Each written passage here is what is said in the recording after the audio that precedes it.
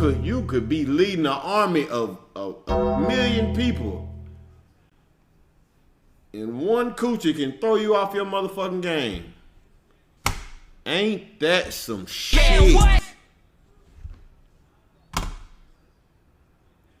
It's just crazy, bro, cause like I real deal done seen some motherfucking pussy ruin niggas' lives, like whole lives crumble. Wives fucking leave them, kids disown them. Now I'm going to help free a lot of men right here. So please, brother, listen to me, man. Listen. I was introduced to the spirit of lust at 6 years old.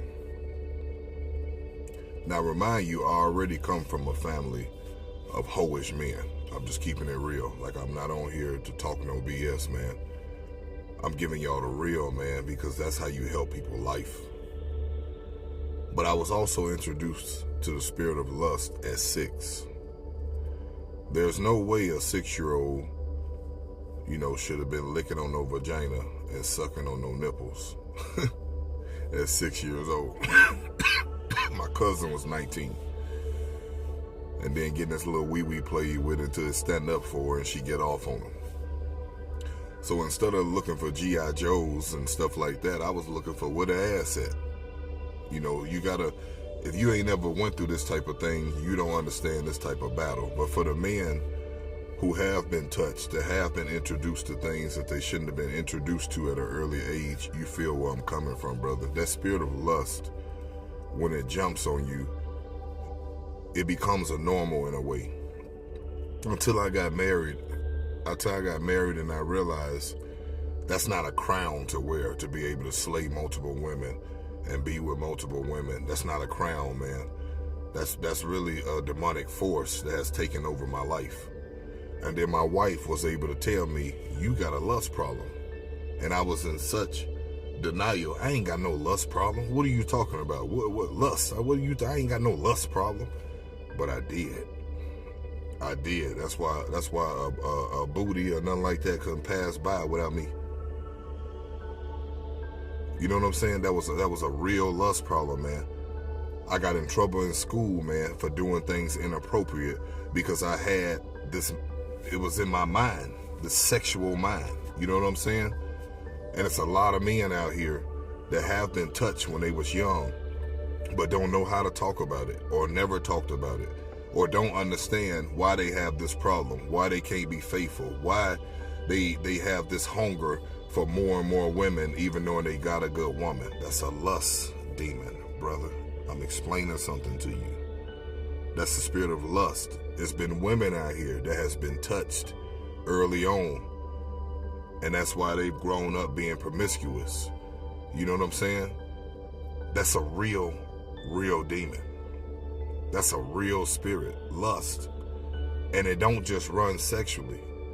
It runs from a place of greed, want more and more money, want things that ain't yours. Nothing is good enough. You need more of this and more of that, even knowing you already got plenty. Lust. Lust is the craving for something you don't need, but you think you do. Lust. I was introduced to it at 6. And I've had to fight and deal aggressively with that demon in order to defeat it, because it's a big one. And when it jump on you, it feels like a normal, like I said. You know what I'm saying? I'm an attractive man, obviously, right? So to be able to slay multiple women, man, was a crown. It was a crown. Until I got into a marriage that challenged that crown. That is not a crown. That is a demon. That ain't nothing cool. You damaging your soul, being with multiple women. Here, there, everywhere. Women just at will, at your dispense. That's not a crown. That's a demon, once again. That's not of God. That's damaging your soul. That's what make it hard for you to focus on the things that you need to focus on in life, because you battling a lust demon. That's really a trauma. Especially if you've been touched early on, man, and you grow up throughout your life living with this normal. It's not normal, brother. It's not normal. Listen to somebody who has walked this walk. See, anybody who hasn't walked this battle right here, they can't tell you about this battle, or they can misjudge this battle and say, no, it ain't that deep. But they never been touched. They never been introduced to things that they shouldn't have been introduced to at an early age. This is a real battle. And it's a lot of men out here that battle with this that don't talk about it, but I'm talking about it today. I ask God that if you battling with the spirit of lust, brother, that he deliver you the way he has delivered me. I thank God for giving you the strength to be satisfied of where you are. Whether you got a girlfriend or a wife, or you a single man waiting to be a husband, ready to be a husband, or you just trying to protect your soul, man. Keep your soul clean from sleeping with all these women. Lust, once again, is a very real thing. And I battled it for many years, and it was on me like in a double way, because like I said, I come from a family of hoish men. All my life, they've been with a lot of women. I come from a family of players. That's the bloodline. But also coming from a family of players, and also being, touched. I'm trying to watch my words so my video won't get deleted by TikTok. But also, being played with like that at 6 years old by my cousin, man. Like I said, a 6-year-old should not be sucking on no nipples, licking on no vagina. He shouldn't be getting this little wee-wee played with until it's stand up, then she get off on him. There should no 6-year-old. Do you know where that sends a 6-year-old's mind? Do you know the imaginations that run through a 6-year-old's head? Probably don't if you ain't walked this walk. So I'm sharing this thing with y'all in transparency because I'm really trying to help your life and maybe help you understand some things that you've been confused about, or things that you can't express, some things that you can't open up about. I'm opening up about it with you. So maybe it can help you turn over a new leaf in your understanding of where you are, what you're battling. I thank God for freeing you from that bondage of lust. I thank God for building a fence around your soul, my brother, around your mind. I thank God for removing that trauma of you being tampered with as a child, when your imagination shouldn't have even never been there. You should have never even been introduced to what you was introduced to. But you can't take that back. You were. But it don't have to stay like that. You can do better from here on out. I always tell people you got to recognize your spirit for you can know what you're praying against first. And if this is something that you've battled, being with multiple women, it's just easy for you to just get women, or it ain't hard. You know what I'm saying? You don't walk away from women. Just whatever it may be, man, heavily involved in women. That's the spirit of lust. It ain't no sugarcoating to it. It ain't no other avenue to it. That's lust. That's just what it is. Lust. It's lust. That's what that demon is called. Lust. And lust may be the whole tree, but there's many branches that run off of that tree. There's sexual lust. There's monetarily lust. Greed. It's a lot of things that come with that spirit of lust. I really hope this video help you, because that's all I'm here to do, is help strengthen my brothers, and under God show them a sunshine of day through some of the darkness that they walking through. Amen. This is why you should look for God in someone's heart and not fall into lust. My mom always told me when I was younger, growing up, that soul ties would hinder your blessings. And when I was younger, I didn't really understand what she meant. I got the gist of it, but I didn't really understand until I grew up. Fast forward, the year was 2021, summer 2021. I had a nice little 2-door coupe. My money was good. I had motion. I was having my way with life, to be honest with you. My passions, everything that I was working hard towards were happening for me. It was all going in my favor. It was like I was in my first prime as a man at a very young age. Then I got into a relationship, and what I mistook as love was really lust. I didn't think much of it at the time. Everything felt great in the early stages. But the thing about lust is lust breaks you down over time in a relationship.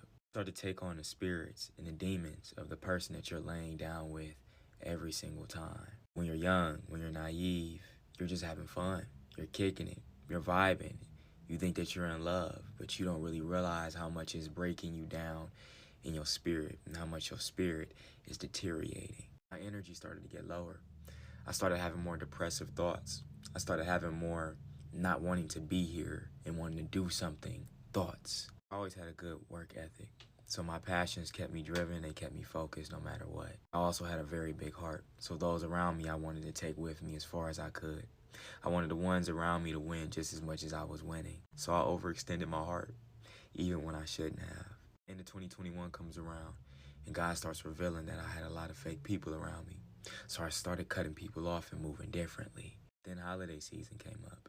And shortly after Thanksgiving, I got into a really bad car accident. Got smacked from one side of the freeway to the other. Got smacked by the same truck multiple times. It was a hit and run, and they dipped. Lost my car. Bow! And at that time, I had a really great paying job. I mean, a really great paying job. And I go to my job, and I let my job know my situation, and they say, "We don't care. Figure out how to get here." And at that time, I had no way to get there, while I was also dealing with PTSD from the accident that I had just went through. So I lose my great paying job right after I lose my car. Bow! Now I'm at a low point. My bread running low. I ain't got a nice whip no more. And my girl start acting weird, start acting funny. Bow! She start kicking it with people that I never seen her kicking it with before. She started being in old environments that I never thought she would be around again. She started moving funny with people that would really make me give a side eye. We end up falling off, breaking up. Once we broke up, I had nothing but time to think and really reevaluate and reflect on my actions and reflect on what even led me to losing everything that I had. See, the night that I had that car accident was a night that I did not want to be home. It was a night that I did not want to be around the person that I was in a relationship with. Instead of communicating with that person and telling them that I didn't want to be with them anymore, I just avoided it. And I just went to free my mind by just hanging out with my peoples, kicking it, and just staying out the way and swallowing my emotions. If I would have communicated and been real, I probably could have prevented me from going through all of those things and could have cleansed my space and had a safe space again. But the most important thing that I learned was I had to take accountability for that. It was nobody else's fault and nobody else I could blame for that. 2022 comes around. I look in the mirror and I didn't like what I saw in the mirror, so I started locking in the gym. I locked in with God. I'm watching sermons, taking cold showers, and just always in the gym, right? Going to bed early. I'm locked in. I'm in the zone, and I'm getting my motion back. I was free, but now I was including God in everything that I was doing. I was reading again. I was moving right again. I was building myself up the way God called me to build myself back up. Summer 22 comes around. I'm doing good. My skin clear, my body looking right. Got a new whip. I'm having my way of life again. And that person comes back. The person I was in a relationship with comes back and they tell me, "I don't like how happy you look without me." Now this is when I learned that soul ties are strong and they're very hard to break if you don't intentionally understand that you have to break them and sever them completely. Because I was soul tied to this person, I mistook lust and desire and manipulation for love. And I thought, well, I still love this person. So I let them crawl their way back into my life. Even though they told me, "I literally don't like how happy you are without me." They didn't like the fact that I was doing better without them. So they wanted to come back. When I hit my lowest points, when I hit rock bottom for the first time, they wasn't rocking with me. But as soon as I recovered, as soon as I bounced back, they wanted to run right back. I didn't have the best guidance from the men that I grew up around. I didn't really have a man that I could go to that really cared about my well-being and the way I maneuver with relationships. My father just watched me and let me make mistakes. He never input or shared wisdom or helped me even prevent certain things. So I had to learn everything the hard way. It's okay, because I'm better for it now. And now God uses me to help other young men. Nonetheless, I got back with this person. From the moment that I started getting back with that person, Everything that I had worked towards, every opportunity that was coming my way, it was like every single door started to instantly shut. I grew very depressed. I grew very anxious. I was lost, deep in despair. I grew very insecure. And the very thing that was hurting me was the very thing that I started to cling to. Then by the end of that year, my mother came to visit me. And when she came into the spot, she reminded me about the story of Samson and Delilah. That really hit my heart and hit my spirit. And what I realized was she was letting me know that my strength was being taken. So instead of blaming the person that I was with or blaming them for everything that I was losing, I looked in the mirror and I started to call it out to God. And I got on my knees and I prayed and I told God that I don't want to miss out on my wife. But I also told God, I want to be great. And I can't be great without you, because every single time I get close to it, something happens that I lose it all. It took me having to hit rock bottom twice to learn the difference between love and lust and understanding soul ties. That very soul tie had me so lost, had me so conflicted, and had me so far away from the purpose that God wanted me to walk in. Even though I was trying to get right with God, I was still 1 foot in the world and 1 foot with him. And that's a recipe for disaster when you're on the edge. See, when you call out to God and when you're seeking God, you got to give it all to him. And that means everything and everybody that you're around has to also meet that standard at some point for your progression and your well-being. I could no longer be in an unequally yoked relationship. And even though I cared about this person and I didn't want to leave this person, I had to, because they didn't have the same desire to give their life to Christ like I did. I let go of my vices, and I told God that I would be completely dedicated to him from that point on. The next 3 years, I locked in with God. I started taking the gym serious, my health serious, my prayer life serious, my relationship with God serious. He isolated me, and he built me up from the ground up, brick by brick. I had to be in isolation for a very long time in order for those soul ties to be severed. I had to be in isolation for a very long time for old habits to be broken. And most importantly, I had to be in isolation to hear the voice of God so that I could understand what my purpose was. During those 3 years, I didn't get into a relationship.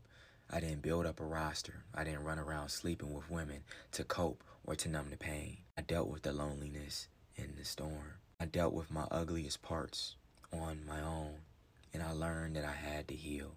I learned to forgive. I learned to forgive my father. I learned to forgive those closest to me that hurt me and scarred me. And it made me a better man. Fast forward to 2025, up until this day. Now I wake up almost every single day and somebody DMs me saying that one of my videos literally saved their life.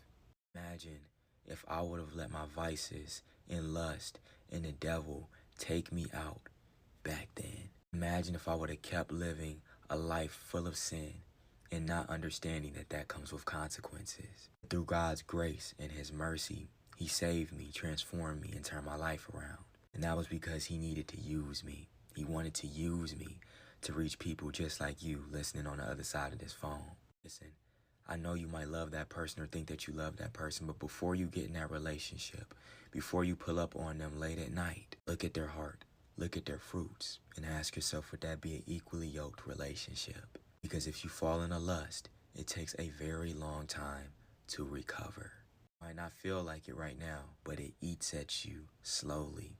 The enemy slowly takes things away from you that you worked so hard to have. Because the enemy wants to drown out the voice of God and make you blind to your gifts and your purpose. God is real. God hears your prayers. And if you want to turn your life around, you can right now. Don't be afraid to get on your knees, call out to God, and tell him that you want to be great. Tell God that you don't want to miss out on what he has for you. And then you hold your head high and you courageously walk away from the world. It's not easy, and we all have battles still. We're all human. We all fall short at moments and still fall into sin. But it no longer becomes a consistent habit that your flesh will only justify.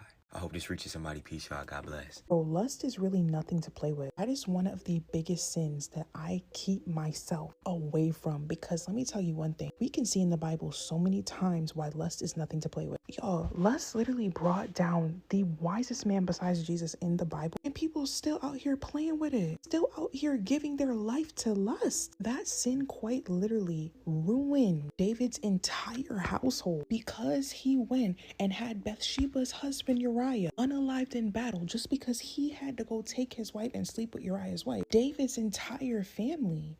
And literally, Nathan said that God said the sword will never leave your home because of this sin, right? So now after that, we see how lust rears its ugly head up even with David's kid. Look at what happened to Tamar. We got Amnon over here lusting after his own sister, his own blood. I don't care if y'all come in the comments talking about, oh, that was his half sister. I'm blocking you. Regardless, lust possessed the heart of Amnon so bad that he became obsessed with her and R-worded his own sister, bringing the vengeance of Absalom going ahead and unaliving Amnon for this reason. Then we got lust resurfacing with Solomon, who had so much wisdom but still fell short because of his love for foreign women. And y'all, if you ever get into the Apocrypha and you read the Testament of Solomon, I do not read that as scripture, but it really just gives you a lot of insight into what was going on, because even in the canon Bible, you see Solomon literally building altars and worshiping other gods, other deities, all because he wanted to be sexually connected to these women. And they said the only way that you can get these yams is if you worship our God, and he did that all for lust. So I'm gonna tell y'all one thing. I feel like lust is the plague of our nation, especially in 2025. Going into 2026, we got the hot girl summer. We got the media pushing this on our young men, our young women, and it's running. Don't mind my blinds, y'all. That is a mess, but it is running rampant, claiming so many souls. There are so many people that are dying in their sin of lust because it is just so mainstream at this point. And that's exactly what the enemy wants. It's absolutely insane. We see it all over the Bible. There are other instances that I can get into in another video. You guys let me know if you want a part 2. Make sure you like and follow. But yeah, I want to hear your thoughts. What do you think? 12 years of porn addict, and all it did was hurt me and hurt the people around me. All it did was put me in a place of deception, shame, anxiousness. It hurt people that didn't deserve it, not even in the slightest, man. Relationships I've been in, so much lust filling in my heart that love can't even abound in it, so I'm not even able to love people how God intended them to be loved. The thing is, with having a porn addiction, man, you're being deceitful, especially if you're in a relationship. You do what you do, and you have to pretend like you didn't do what you just did. You do it on a consistent basis, and this person is believing that you're truly faithful to them, and they did nothing to deserve it. You know how many women are in relationships with men that have porn addictions? And the men will refuse to say anything. Why? Because it's shameful. And there's no freedom in that, man. I did that for so many years. There's no freedom to know that I touch myself, I have a girlfriend, or I have a wife, and I cannot honestly look her in the eyes and say that I don't do it. It's so much shame. I feel shame after I get done doing it. We think it's post-nut clarity, but that's conviction that you're feeling. That is your soul reminding you that you are empty and it is crying out to God. That is your soul letting you know this is not what we need. That is God convicting you and telling you, come home to me. That's not post-nut clarity. And it's sad because when I think about the relationships that I've been in, most of these women had no idea. They didn't know. They didn't know. They probably know now because they follow me on social media. I done made a whole bunch of videos talking about this. But I wasn't able to love them. I moved in deceit. Here they are thinking they have a good man or a faithful man, and I'm a liar behind closed doors. Not even with what I'm saying, because I ain't even talking about it. I don't even bring it up. As far as they're concerned, I don't even watch it. But I'm lying with my actions. Deceiving myself. Deceiving her or them. And wondering why I can't love. Because so much lust is in here. What's in here is going to come out. It's going to sprout out. And I was in prison, spiritual prison. Slave to porn for so many years. And you know the sad part about it is, a lot of brothers are in this type of bondage. But I was in that bondage for so long. Before encountering Christ, I never even thought to stop doing it. That's how deep I was in it. At least some brothers, they know, like, man, this is wrong. I shouldn't be doing this. I was so reprobate that it never even occurred to me to stop doing it until God started to tug at me. God literally had to reach in and save me. Don't be that man that's ruining his marriage. Don't be that man that's lying to the woman he's courting. Don't be the man that's claiming to be a good example for his children, you know, but behind closed doors, you're touching yourself. You're being given over to lust. Don't be a slave to porn. Don't give off the image as if you're a leader, but you're a slave. There's no freedom in that, man. It's an honor to be able to know that you're doing what you're supposed to do and you don't have to lie about it. You don't have to fake it. Think about the shame that you feel after whenever you get done doing it. Think about how whenever you're around people, you in the same house as people, you got to act like you ain't did what you just did. Think about it when you give people your phone, you scared that they gonna, you know, see your history or something, going and constantly having to delete your history, scared if you miss something. There's no freedom in that. It's anxiousness, depression, sadness. You know, the list goes on, man. But just be encouraged by what I'm telling y'all, man, and you can do it. In Jesus' name, you can do it. And I pray God continue to watch over y'all and bless y'all. I felt in there.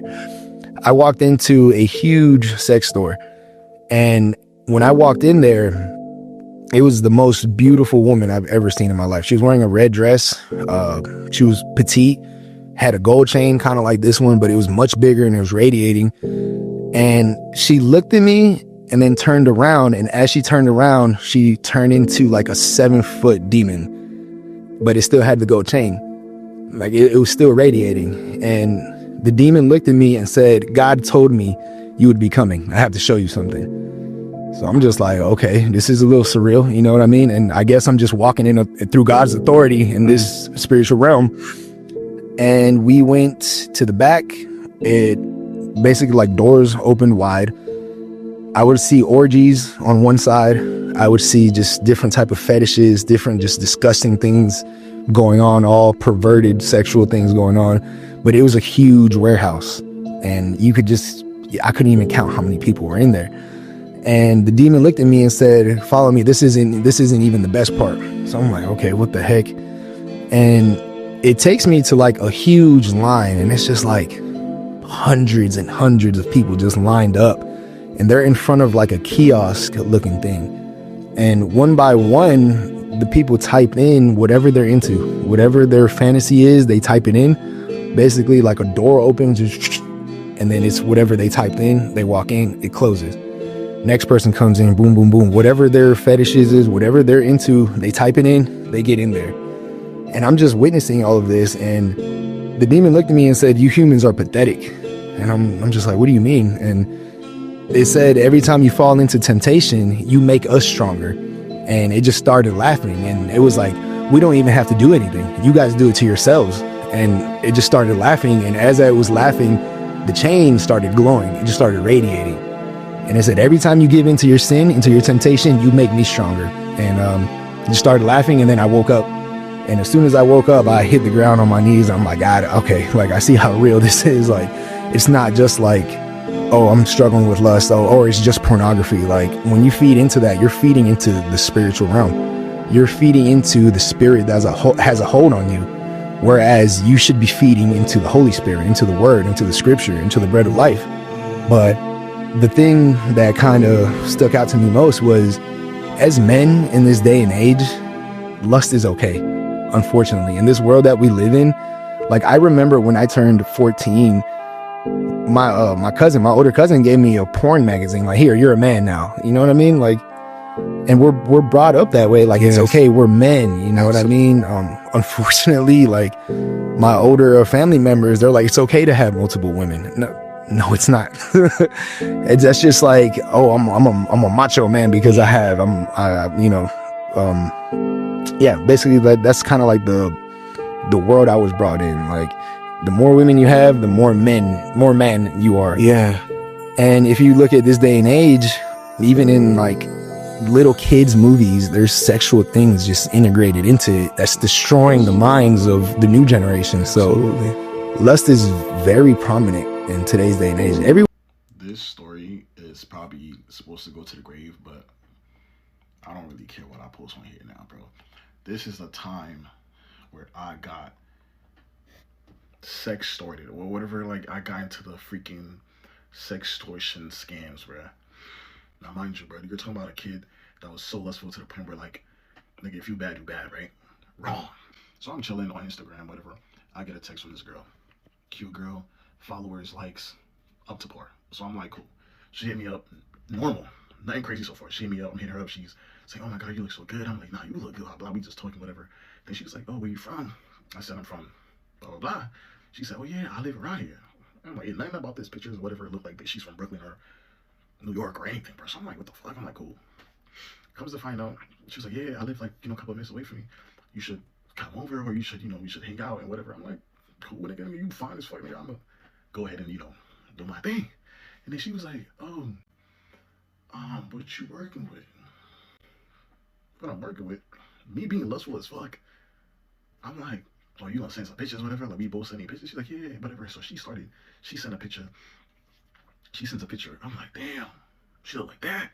Send my shit right back. I'm talking about videos, pictures. It didn't even matter. It was just back and forth, back and forth. And she's like, yeah, let me get your number so we could, transfer over. So I'm like, cool. The moment she transferred over, it wasn't like no 347 or 7-way or 917. It was like some random area code. So I'm like, fuck. What the fuck is this? Like, this girl is not from, but you know me, I give it, the benefit of a doubt. Whatever, we talking some more.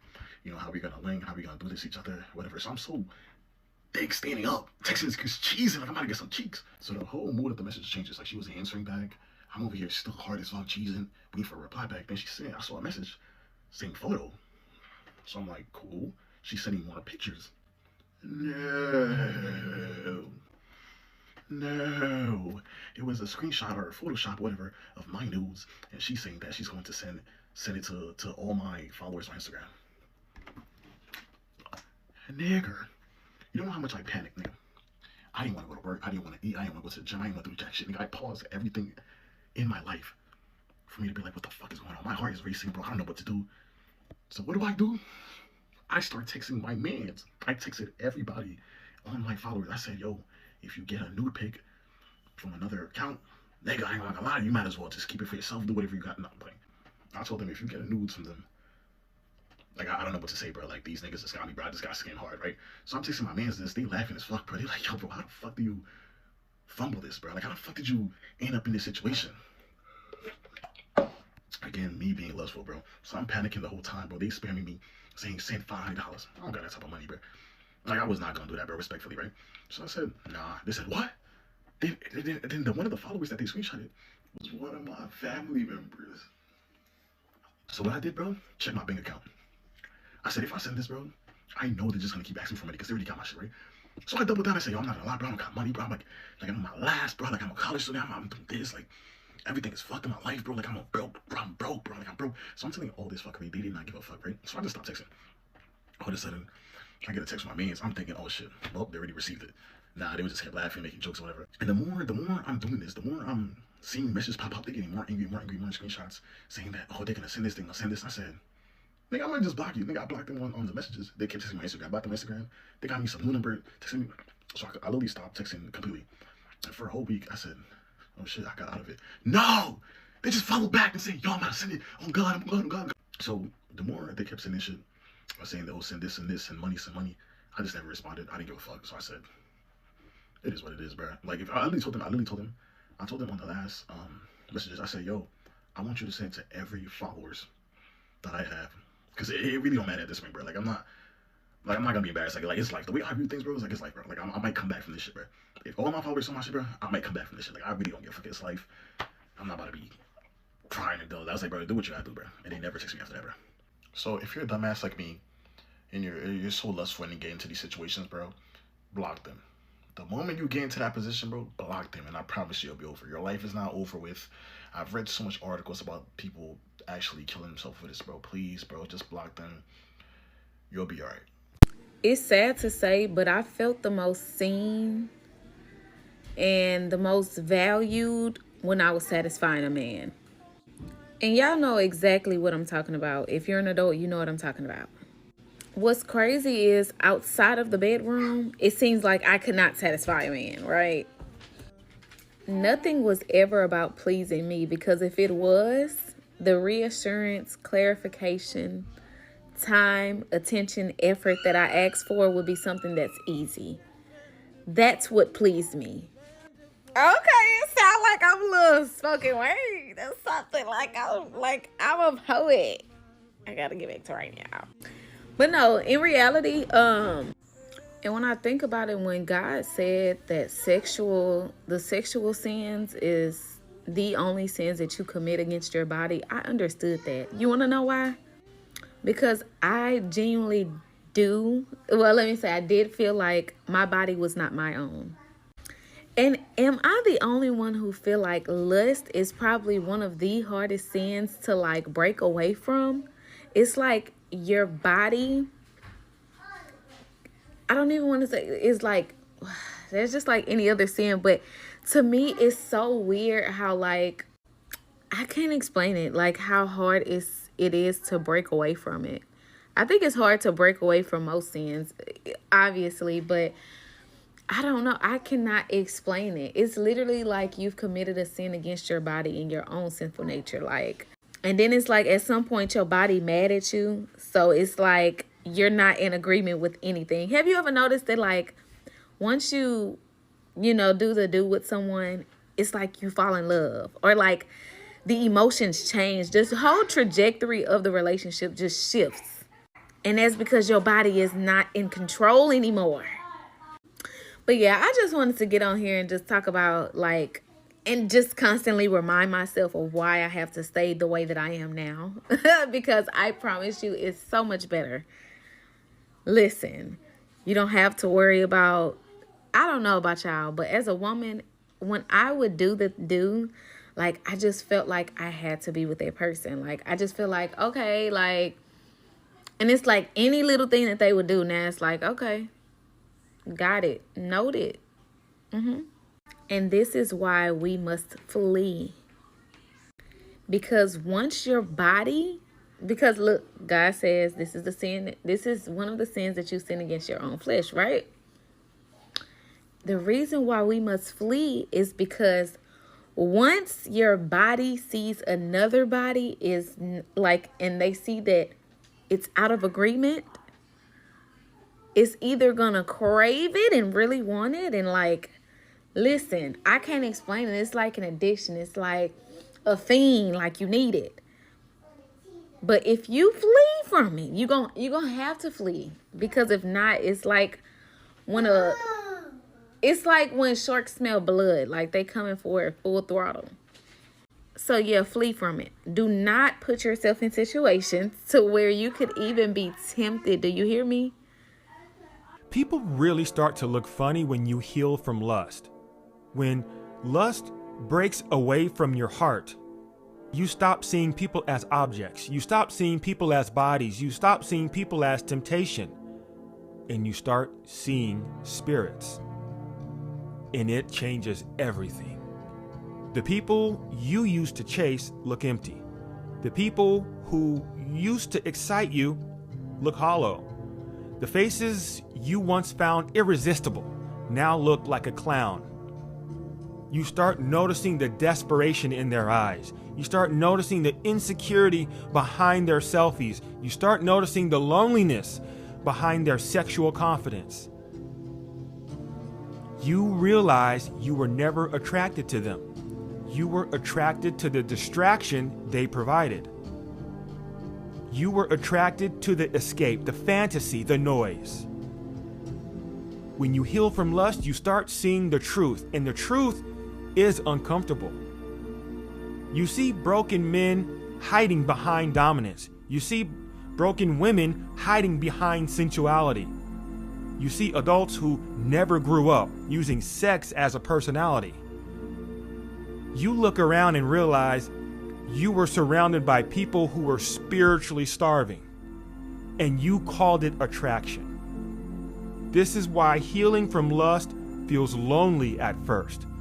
Your eyes clear up, your mind resets, your spirits wake up, and suddenly everyone looks different.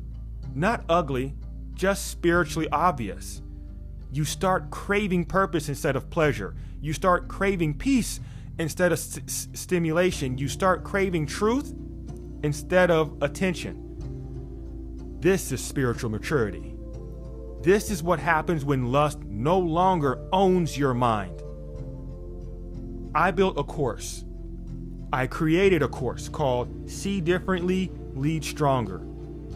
I teach you how to protect this level of clarity, to guard your imagination, to sharpen your sight, to stop lust from ever regaining access. If you don't, you will go back to thinking distraction is attraction. You will go back to confusing stimulation for love, and you will go back to calling spiritual hunger chemistry. And that's how lust ruins a life in silence. Now, what do you think about all of this? Let me know down in the comment section. And if you didn't know, well, now you know.